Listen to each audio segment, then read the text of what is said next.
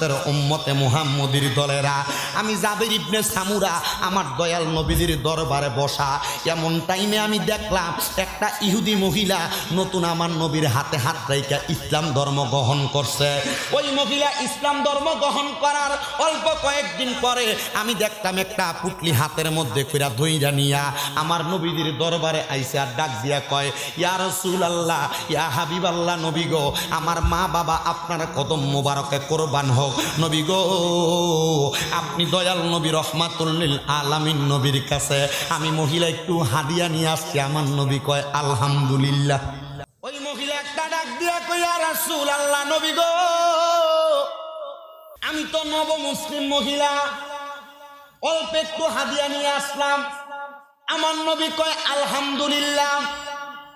রহমতের নবী বলেন, ছোট একটা ভান্ডার মধ্যে পুটলির মধ্যে কইরা ওই মহিলা আমার কাছে ওই পুটলিটা দিয়া কই, ইয়া রাসূলুল্লাহ, আমার খেজুরের বাগানের প্রথম খেজুর হইল এগুলা, আপনি নবীর জন্য হাদিয়া, আপনি নবী কবুল করেন।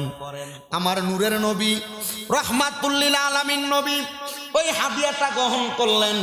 নবীজির মসজিদে নববী মানে মদিনা শরীফের বারান্দার মধ্যে 70 জন মতান্তরে 72 জন সাহাবাই কেরামের একটা টিম ছিল, যেই টিমটারে বলা হয় আহলে সুফা। মনে কষ্ট নাই, একটু আমার সাথে কথাটা জবাব দেন।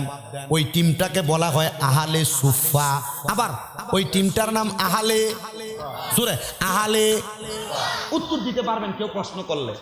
ওই টিমের নাম হলো আহলে সুফা।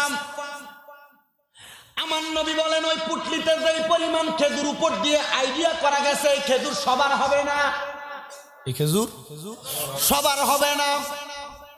আমার নবীজি ওই পুটলিটারে নবীজির হাত মুবারক দ্বারা এমন ভাবে ধইরা একজন সাহাবীর কাছে দিয়া বলে, সাহাবী, এই পুটলিটা নিয়ে তুমি আমার সব সাহাবীদেরকে খেজুর দাও, তবে সাবধান, সতর্ক, তাদেরকে বলবা তারা যেন বিসমিল্লাহ বইলা খেজুরের পাত্রে হাত দেয়।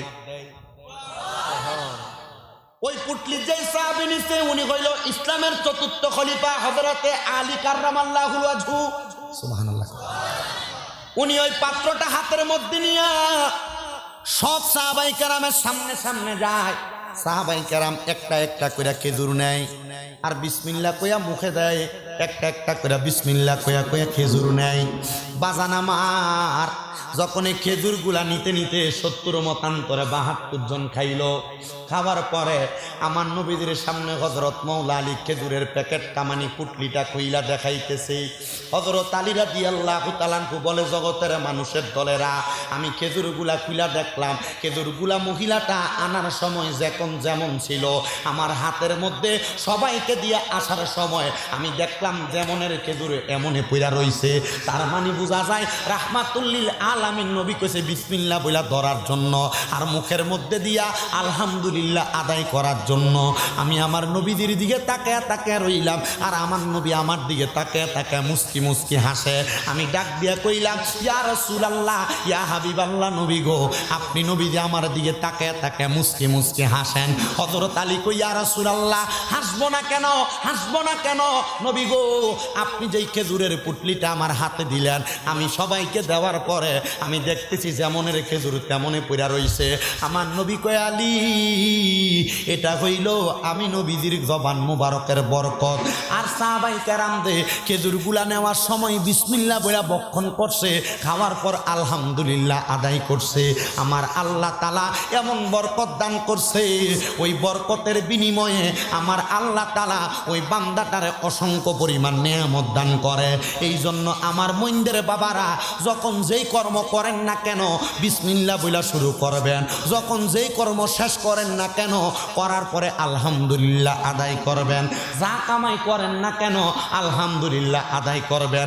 যেই ঘরে থাকেন না কেন আলহামদুলিল্লাহ আদায় করবেন। দেখবেন বরকত আমার আল্লাহ তাআলা এমনভাবে বাড়াইয়া দিবেন, এই জন্য এই কথাগুলা পুরুষ মানুষের চাইতে আমি আমার পর্দার অন্তরালের মা বোনদেরকে একটু বেশি বেশি করে বলতে চাই। আমার মইন্দা এলাকার পর্দার অন্তরালের মা বোনেরা, আপনার স্বামীর ইনকাম যদি কম হয় কানের কাছে ঘ্যান ঘ্যান ঘ্যান ঘ্যান করবেন না। আপনার স্বামী যদি অল্প টাকা কামাই করে আপনি না শুকরিয়া আদায় করবেন না। তাহাজ্জুদ নামাজ পইরা পইরা আমার আল্লাহ তাআলার কাছে দোয়া করবেন। আমি বলছিলাম বাবা, আল্লাহর প্রশংসা শুকরিয়া আদায় করলে বাড়াইয়া দেয় কি? ওই কথা থেকে আমি আমার ধারাবাহিক আলোচনার মধ্যে চইলা যাই। আমার মাহফিল কমিটির ভাইয়েরা বলছে, হুজুর মাহফিলের মধ্যে সন্তানের প্রতি মা বাবার হক, মা বাবার প্রতি সন্তানের হক সম্পর্কে একটু বয়ান করবেন। ও বাবারা, এখানে যারা আছেন বর্তমান সমাজের মধ্যে একটা অবস্থা বেশি বিরাজমান। বলে হুজুর কোন অবস্থা? দেখবেন অনেক সন্তান বাইয়ে বাইয়ে ঝগড়া করে মা বাপরে বাদ দেয় না। বউ বলছে তোমরা 2-3 ভাই, তুমি কেন একা খাওয়াইবা? এই কথা শুই না ভাই মা বাপরে জুদা কইরা দেয়, আলাদা কইরা দেয়। আসেনি আসেনি? কেন এই কাহিনীটা হয়? নবীর হাদিস থেকে শোনার চেষ্টা করবেন। কিসের বোতল? পানি। মাহফিলের সম্মানিত সভাপতি আমার উস্তাদের মতো হযরত মাওলানা জয়নাল আবেদিন সুন্নি আল কাদেরী সাহেব, উনি যদি এমন একটা পানির বোতল লাল শালুক হোটেল থেকে কিনতে যায়, কত কত যদি 20 টাকা না দিয়া পানিটাও এমনি পান কইরা চলে আসে, অবস্থা কি ভালো না খারাপ? তার মানে বোঝা যায় 20 টাকা দিলে দোকানদার পানি দিব। কথা কয় না? 20 টাকা দিলে দোকানদার পানি দিবে। 20 টাকা না হইলে যেমন আমি পানিটা পান করতে পারবো না। মনে রাখবেন বুড়ো বুড়ো বাবারা, সন্তান জন্ম দিছেন যে মা বোনেরা, সন্তান জন্ম দিছেন যেই ভাই বাবারা, আপনারও কিন্তু সন্তান জন্ম দেওয়ার পর দায়িত্ব শেষ হয় নাই। আপনি যদি আপনার সন্তানের উপযুক্ত নির্দিষ্ট পরিমাণ দায়িত্বগুলো আপনি পালন করেন, তাহলে ওই ছেলে কোনোদিন মা বাবার সাথে উঁচা গলায় কথা বলবে না। ওই ছেলে কোনোদিন মা বাপরে জুদা করবে না। ওই ছেলে কোনোদিন মা বাপরে ধমক দিয়া কথা বলবে না। ওই ছেলে কোনোদিন মা বাপরে বাত না দিয়া থাকবে না। এবার আপনাদের মনে প্রশ্ন, হুজুর তাহলে আমি সন্তান জন্ম দিলাম, আমার দায়িত্ব কি? দায়িত্ব কি শুনেন। আল্লাহর নবী রাহমাতুল লিল আলামিন নবীর হাদিস শরীফ, হযরতে আনাস ইবনে মালিক রাদিয়াল্লাহু তাআলা আনহু, নরমাল কোন সাহাবী না, খাদেমুর রাসূল যার উপাধি আনাস ইবনে মালিক রাদিয়াল্লাহু তাআলা আনহু, আমার নবীজির 10 বছর টানা খেদমত করার কারণে আমার নবী তার উপাধি দিলেন খাদেমুর রাসূল। জোরে জোরে কোন সুবহানাল্লাহ। আনাস ইবনে মালিক বলেন, আমি আমার নবীজির সামনে দাঁড়ানো, এক সাহাবী আইসা নবীরে ডাক দিয়া কই, ইয়া রাসূলুল্লাহ, আমরা যখন সন্তান জন্ম দিব, নবী গো আমাদের সন্তানের উপর আমরা মা বাবার কোনো দায়িত্ব আছে কিনা? আমার নবী বলে, হ্যাঁ ও সাহাবায়ে কেরাম, অবশ্যই একটা মা বাবা সন্তান জন্ম দেওয়ার পরে ওই মা বাবার সন্তানের উপর কিছু দায়িত্ব আছে।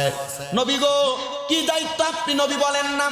আমার নবী বলেন, 1 নাম্বার, একটা মা বাবা যখন সন্তান জন্ম দেয়, মা বাবার দায়িত্ব হলো ওই সন্তানের কানের মধ্যে আজান দেওয়া। 1 নাম্বার দায়িত্ব সন্তানের কানের মধ্যে গান গাওয়া। হ্যাঁ, কি দেওয়া? 2 নাম্বার দায়িত্ব সন্তান জন্মগ্রহণ করার 7 দিনের মাথায় তার চুলগুলা মুন্ডায়া দেওয়া, কামাইয়া দেওয়া। কি করা? ডাক্তার কইছে সিজারের রোগী, চুল যেন না কামায় অসুবিধা হবে। ও বাবা, জানতে চাই সকল ডাক্তারের ডাক্তার মুহাম্মাদুর সাল্লাল্লাহু। আগের যুগের মানুষের হাফে কামড়াইলে, কামড়াইতো না? আশিক বলতেছে আবু বকর সিদ্দিকের হাফে কামড়াইছে, আঙ্গ নবীর মুখের তুতু বালা হয়ে গেছে, হাইরে বালা হয়ে গেছে। হাইরে সেই যুগে কি উজা বৈদ্য এগুণ ছিল নি? হাইরে সেই যুগে কি উজা বৈদ্য এগুণ ছিল নি? বিজ্ঞানীদের মহাগুরু আঙ্গ নবীজি বলেন, বিজ্ঞানীদের বিজ্ঞানী। মারহাবা কইতেন না? বিজ্ঞানীরা রকেটে চড়ে চাঁদের দেশে যায়, আঙ্গ নবী রকেটে সারা মেরাজেতে যায়, বাইরে মেরাজেতে যায়। সেই যুগে কি রকেটে মকে এগুন ছিল নি, বিজ্ঞানীদের বিজ্ঞানী আঙ্গ নবীজি বলেন বিজ্ঞানীদের বিজ্ঞানী।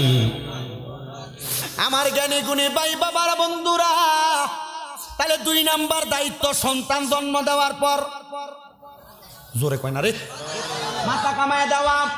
নবী বলে 3 নাম্বার দায়িত্ব সন্তান জন্মগ্রহণ করার পর যদি মা বাবা উপযুক্ত সম্পদের মালিক হয়, ওই সন্তানের নামে ছেলে যদি হয় 2টা বকরি, মেয়ে যদি হয় 1টা বকরি দিয়া আকিকা প্রদান করা। আকিকা কেন দিবে? নবীজি বলেন ওই সন্তানের যদি কোনো রোগ বালা মুসিবত থাকে, তাহলে যখন আকিকার মাধ্যমে দম দেওয়া হয়, রক্ত প্রবাহিত করা হয়, ওই আকিকার মাধ্যমে সন্তানের বিপদ আপদ বালা মুসিবত রোগগুলা কাইটা যায়। জোরে কোন। এই জন্য যারা আকিকা দিতে পারেন নাই, চেষ্টা করবেন সন্তানের আকিকা দেওয়ার জন্য। 4 নাম্বার দায়িত্ব নবী আমার বলেন, একটা মা বাবা সন্তান জন্ম দেওয়ার পর 7 দিনের মাথায় ওই সন্তানের একটা সুন্দর নাম রাইখা দেওয়া। পুতের নাম রাখছে সাবিরা, পুতের নাম রাখছে নৈন্যা। সুন্দর নাম, কথা কয় না বেটা, সুন্দর নাম। কি নাম রাখা? সুন্দর নাম, ইসলামিক, মারহাবা, ইসলামিক নাম রাখা। আমার জ্ঞানী গুণী ভাই বাবারা, এটা হলো 4 নাম্বার দায়িত্ব। সাহাবায়ে কেরাম প্রশ্ন করি, আর রাসূলুল্লাহ আর কি দায়িত্ব?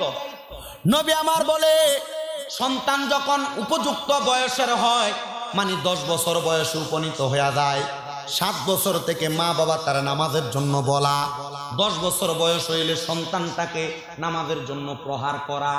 5টা দায়িত্ব। ইবনে মাজাহ শরীফের আরেকটা হাদিস, হযরত নবী আমার বলে, একটা মা বাবার 6 নাম্বার দায়িত্ব হলো সন্তান জন্ম দেওয়ার পরে সন্তানকে কোরআন শিক্ষা দেওয়া। কি জোরে জোরে? আপনি সকালবেলা পাঠান কিন্ডারগার্টেনে, কান্দের ভিতরে 2 কেজি ওজনের বইয়ের একটা ব্যাগ। আগে পোলাপান মক্তবে যাইতাম, আমার মনে আছে ছোটবেলায় লুঙ্গি ফেসাইয়া ঠুট্টুরাইতে মক্তবে যাইতাম। এই শীতকালে পোলা পিঠার ভিতরে রাব লাগাই দিত, খাইতে খাইতে যাইতাম। কথা কয় না কে রে? এই যুগ এখন কিন্তু শেষ। ঘুম থেকে চোখ দুইলা পোলা উঠতে পারে না, ব্যাগ কান্দে। কিন্তু এখন আর আমপাড়া, সিপাড়া এবং কায়দা লাল কায়দা ডালুই আর পোলাপান মুক্তবে যায় না। ও বাবা, ইংলিশ টিচারের বেতন দেয় কিন্তু 2000, গণিত টিচারের বেতন দেয় 2000, কিন্তু আরবি পড়াইন না হুজুরের 50 টাকা 100 টাকার লেগা মাসের ভিতরে 3 বার যাইয়া ঘরের দরজায় দাঁড়িয়ে থাকা লাগে। এ কথা বল না কেন? মনে রাখবেন, এবার আমার নবী কয়, কোন মা বাপ যদি তার সন্তানকে কোরআন না শিক্ষা দেয়, ইয়া রাসূলুল্লাহ নবী গো, কি হইব আপনার কাছে জানতে চাই। আমার নবী রহমাতুল লিল আলামিন নবী বলে, উম্মতের দলেরা, কোন মা বাপ যদি সন্তানকে কোরআন না শিক্ষা দেয়, ওই কোরআন না শিক্ষা দেওয়ার কারণে কাল হাসরের ময়দানে ওই সন্তানকে বলবে কোরআন তেলাওয়াত করো। কোরআন তেলাওয়াত করা ফরজ ইবাদত। কি ইবাদত? জোরে কোন, কি ইবাদত? এবার হাসরের ময়দানে সন্তানকে বলবে কোরআন তেলাওয়াত করো। সন্তান বলবে, আমি তো কোরআন তেলাওয়াত করতে পারি না, লা আদরি, আমি জানিও না। যখন বান্দা এই কথা বলবে, এই কথা বলার কারণে বলবে, কেন তুমি কোরআন পড়তে পারো না? সন্তান বলবে, আমার আব্বা আম্মা আমারে কোরআন পড়ায় নাই, কিন্ডারগার্টেনে ফাটাইছে, সকালবেলা আমার শরীর কমে যাইব দেখা ঘুমায় রাখছে। আছে না? ডাক দিও না, ফলার শরীর কমে দেবো, গা শরীর নষ্ট হয়ে দেবো, মক্তবে ফাটানোর দরকার নাই। এই ধরে দেন, হাঁফানি ধরে, ক্যান্সার ধরে, আসার ধরে, গ্যাস্ট্রিক ধরে। কথা কন না? আর যেটা সকালবেলা উঠে মক্তবে জায়গা টুটুরেতে মক্তব থেকে আইয়া কোনো রকম গোসল করে ভাত কটা খাইয়া আবার স্কুলে মাদ্রাসার জায়গা, এটা দেখবেন আর কোনো সমস্যা নেই। কারণ এটার উপরে রহমতের ফেরেশতারা ছায়া দেয়, নিচে দিয়া রহমতের ফেরেশতারা ফাঁকা দিতে দেয়। মারহাবা কন না? আমার ভাইয়েরা, বাবারা, বন্ধুরা, গভীর মনোযোগ অন্তরের কানটা লাগাইয়া শুনেন। ওই সময় কাল হাসরের ময়দানে যেই মা বাপ তার সন্তানকে কোরআন শিখাইব না, ওই সন্তানের মা এবং বাবারে ডাক দিব, এ সন্তানের মা বাবা, তুমি কি তোমার সন্তানকে কোরআন শিখাও নাই? বলবে না দুনিয়ার ব্যস্ততায় থাইকা অন্য জায়গায় পড়ালেখা করাইব, এই জন্য তার আমি কোরআন শিখাইতে পারি নাই। তখন ফুলসেরাতের পারে নিয়া সন্তানের বাবাটার পাগুলা থাকবে ফুলসেরাতের, একবারে ফুলসেরাত আমাদের গাং আছে না, গাং খাল নদী, নদীর দুই পারে তখন ব্রিজ হয়, এক মাথা এক সাইডে থাকে, আরেক মাথা আরেক সাইডে। যেই সন্তানের বাপ মা পুত্রে জিরে কোরআন পড়াইতো না, ওই বাপের হাতগুলা থাকবে ফুলসেরাতের এক পারে, পাগুলা থাকবে ফুলসেরাতের এক পারে। যেই ফুতে বাপের গায়ের লগে একবার পাও লাগলে 5-6 বার সালাম করে, ওই ফুতেরে কইব যাও যাও যাও তুমি তোমার আব্বার বুকের ভিতরে পাড়া দিয়া ফুলসেরাত পার হও। নাউজুবিল্লাহ নাই। যেই ফুতে আপনার গায়ের লগে পাও লাগলে 2-3 বার সালাম করে, আপনি চিন্তা করছেন নি আপনি যদি আপনার ফুতেরে আপনার জিয়েরে কোরআন না পড়ান তাহলে আপনার ফুত এবং আপনার জি আপনার বুকে ফাড়া দিয়া ফুলসেরাত পার হইব, কি মারাত্মক একটা অবস্থা হইব। মন্দিরের মানুষ একবার চিন্তা করে দেখেন। অনেক পোলাপান চিন্তা করে আমি বাচ্চা গেছি, আমার মা বাপ আমার কোরআন পড়ায় নাই, আমার বাপের উপরে ভাড়া দিয়ে আমি ফার হয়ে যাবুগা। জি না, নবীজি কত বাঙ্গা দিছেন। প্রাপ্তবয়স্ক হওয়ার পর কোন যুবক কোন বয়স্ক, মানে এক কথায় প্রাপ্তবয়স্ক কোন ব্যক্তি যদি নিজ দায়িত্বে আল্লাহ তাআলার কোরআন না শিখে, সে যখন তার বাবার বুকের ভিতরে পাড়া দিব, বাপ ছেলে 2 জন একসাথে জাহান্নামের মধ্যে পড়ব। ওই জাহান্নাম ভালো জায়গা না। নবীর হাদিস করে দেখলাম জাহান্নামে যদি কোনো ব্যক্তি যায় সর্বনিম্ন 3000 বছর তারা জাহান্নামের আগুনে জ্বালানো হবে। ও হুজুর 3000 বছর জ্বালাইব কেমনে? আমি তো 1 মিনিট আগুনের মধ্যে হাত দিলে আমার হাত পুড়া জাগা, আমার শরীরটা 3000 বছর কেমনে পুরব? এ আমার বন্ধুরা, মাত্র অল্প কয়েকটা সময় আমারে দেন। মনে রাখবেন আপনার শরীর যখন আগুনে পুড়া যাবে, পুরাটা শরীরে আবার আমার আল্লাহ বানাইবো। ওই শরীরটার আমার আল্লাহ বানায়া আবার জাহান্নামের আগুনের মধ্যে পুরাইবো। ও মুসলমান, ও ইমানদারের দলেরা, চিন্তা করছেন নি কত কষ্ট দেওয়া হবে? 3000 বছর এমনি জ্বালাইতো না। জাহান্নামের আগুনের রং হলো 3টা।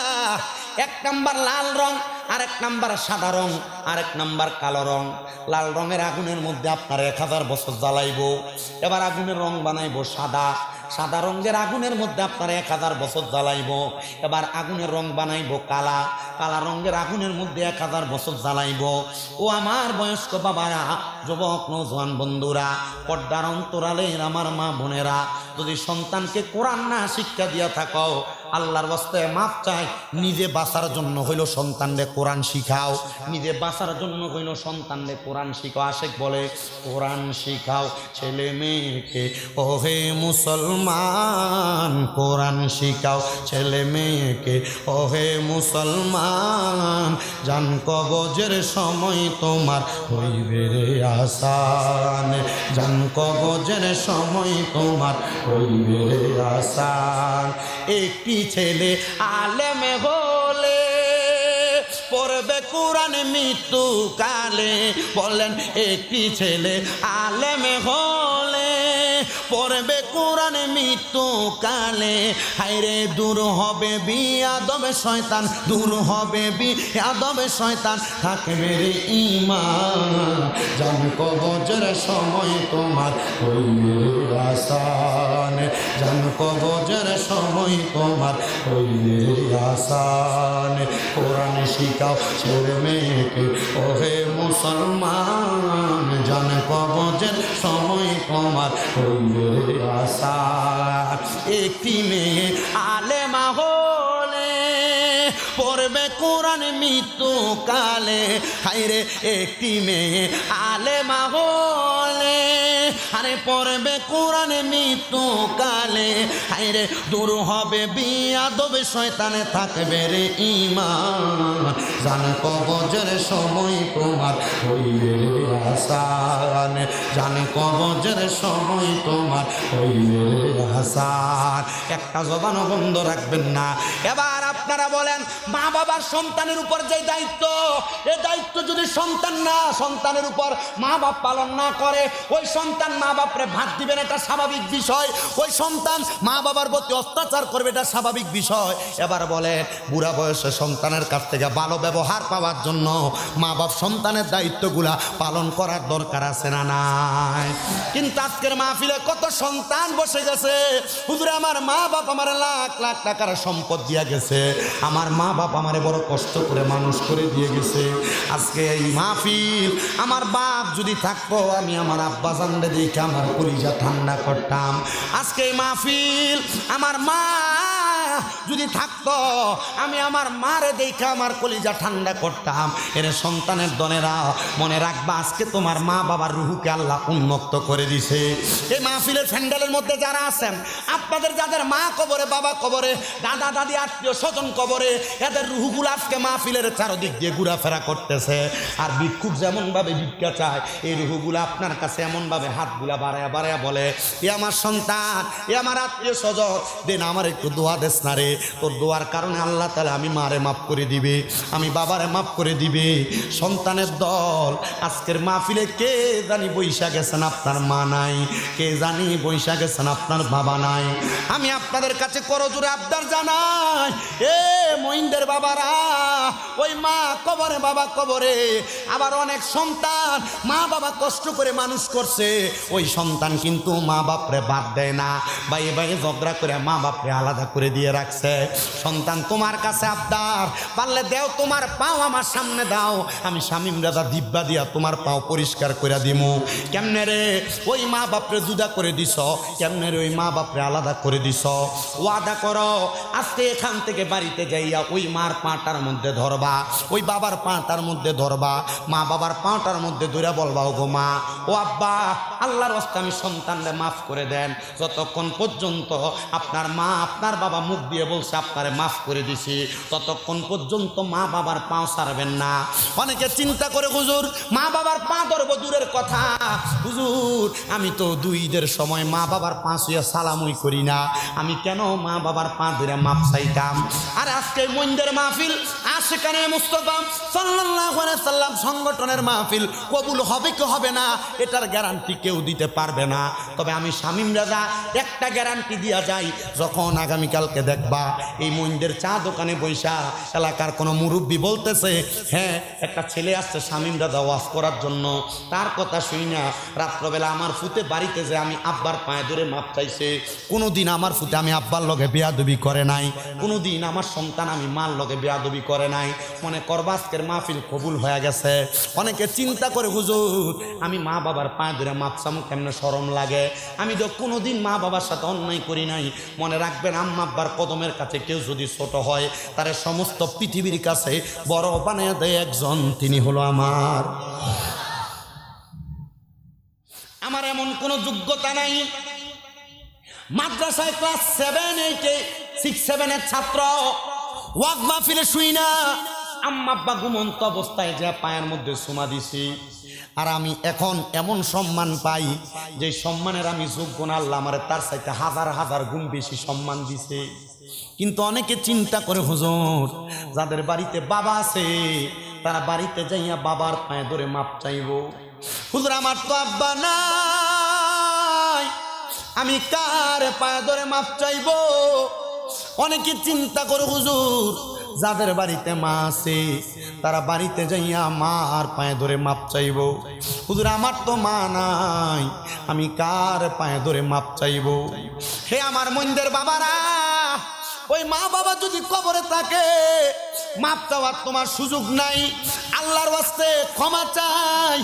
একটু পরে যদি আখিরি মুনাজাত প্রধান বক্তার সাথে তোমরা করবা, ওই মুনাজাতের মধ্যে রব্বির হামহুমা কামা রব্বায়ানি সগীরা বইলা কোন আল্লাহর বান্দা যদি চোখের মনি কোঠার মধ্যে একটা মাছের মাথা পরিমাণ পানি ছাইরা দিয়া কান্দে, ওই পানি মাটিতে পড়ার আগে আমার আল্লাহ তাআলা তার মা বাবার জীবনের গুনাহগুলো মাফ করে দেয়। এই জন্য আমার মইনদের বাবা, ও মইনদের যুবক ভাইরা, কে জানি আজকের মাহফিলে বসছো, তোমার মা কবরে, তোমার বাবা কবরে। একবার চিন্তা করে দেখো, ওই মা বাপ যদি তোমার পয়সা থাকতো, অসুস্থ থাকতো, প্রতি মাসে যদি মা বাবার জন্য 1000 টাকার ওষুধ কিনা লাগতো, 12 মাসে তো তোমার 12,000 টাকার ওষুধ কিনা লাগতো। সন্তান চিন্তা করো, ওই মা বাপ যদি বাইচা থাকতো, মাসে যদি 1000 টাকার ফল কিনা তুমি তোমার মারে খাওয়াইতা, 12 মাসে কি 12,000 টাকার ফল কিনা খাওয়ার লাগতো না? আরে মা বাপরে যদি বাদ কানার খরচটা তুমি বহন করতা, চিন্তা করে দেখো, মা বাবার পেছনে কি তোমার 12 মাসে 20, 30, 50,000 টাকা লাগতো না? তোমার মা বাপ তোমার লাখ লাখ টাকার জায়গা সম্পদ দিয়া গেছে, কিন্তু ওই জায়গা সম্পদে যদি তুমি ভাড়া থাকতা, প্রতি মাসে যদি 5,000 টাকা করে ভাড়া দিতা, একবার চিন্তা করে দেখো, 12 মাসে 60,000 টাকা ভাড়া লাগতো রে সন্তান। কই তোমার মা কবরে, তোমার আব্বা কবরে, তোমার কাছে একটা টাকাও তোমার মা চায় না, তোমার কাছে তোমার আব্বা কবর থেকে একটা টাকাও চায় না। সন্তান সবার কাছে আবদার। এখানে অনেক সন্তানেরা বসেছেন মা নাই, অনেক সন্তানেরা বসেছেন আপনাদের আব্বা নাই। একজন সন্তান কি দাঁড়ায় বলবেন, হুজুর আমার আব্বা কবরে, আমার আম্মা কবরে, হুজুর আমি খাস করে দোয়া চাই, আমার আব্বার জন্য দোয়া করবেন। আগামী বছরও এই গাউসিয়া সুন্নিয়া নুরানিয়া হাফিজিয়া মাদ্রাসার মাহফিলটা হবে, এ মইনদের কবরবাসীর জন্য ক্ষমা প্রার্থনা করা হবে। হুজুর আমি আমার মার জন্য দোয়া চাইয়া আগামী বছর মাহফিলটাতে আমি 10,000 টাকা দান করব। একটা ছেলে যদি থাকেন হাতটা বাড়াইবেন, আপনার জন্য দোয়া করা হবে। আসেন নাকি একজন ছেলে?